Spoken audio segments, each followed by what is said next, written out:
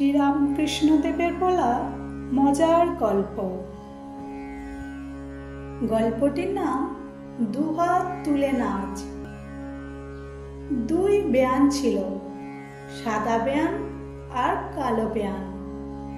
অনেক দিন হয়ে গেল, দু বেয়ানে দেখাশোনা নেই। তাই একদিন কালো বেয়ান সাদা বেয়ানকে দেখতে গেল। সাদা বেয়ান তখন বসে বসে রেশমের সুতো কাটছিল। কালো বেয়ানকে অনেকদিন পর দেখে তার ভারী আনন্দ হলো। খুব আদর করে তাকে বসালো। খানিকক্ষণ কথাবার্তার পর সাদা বেয়ান বলল, তোমাকে দেখে আমার আজ কি আনন্দ যে হচ্ছে বেয়ান, তা কি বলবো। তুমি বসো, আমি যাই তোমার জন্য কিছু জল খাবার আনি গে। এই বলে সাদা বেয়ান ভিতরে চলে গেল। এদিকে নানা রঙের রেশমের সুতো দেখে কালো বেয়ানের ভারী লোভ হলো। সে নাড়াচাড়া করে সব সুতোগুলো দেখতে লাগলো। শেষে লোভ সামলাতে না পেরে একতারা সুতো বগলে করে লুকিয়ে ফেললো। সাদা বেয়ান জল খাবার নিয়ে এলো আর কালো বেয়ানকে খুব আদর করে খাওয়াতে লাগলো। হঠাৎ সুতোর দিকে চেয়ে দেখলে একতারা সুতো যেন কম। বেয়ানকে খাওয়াতে খাওয়াতে সে লক্ষ্য করে বুঝতে পারলো একতারা সুন্দর রেশম কালো বেয়ান বগলে লুকিয়েছে। তখন সে সুতোটা আদায় করবার একটা ফন্দি করলে।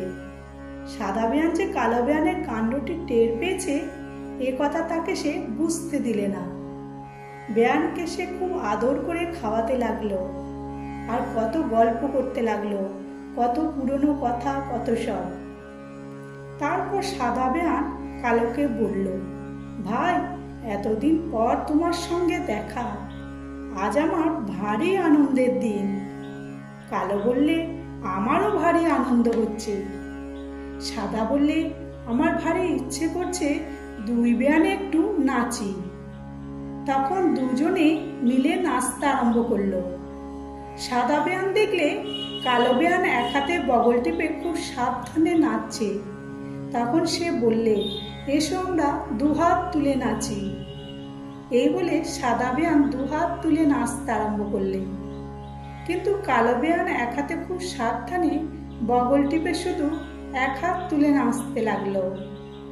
তখন সাদা বেয়ান বললে, সে কি বেয়ান, এক হাত তুলে আবার কি নাচ? দু হাত তুলে নাচতে না পারলে কি তেমন আনন্দ হয়? কালো বেয়ান মুখ ভার করে বললে, কি করি ভাই, যে যেমন জানে। জয় ঠাকুর, জয় মা।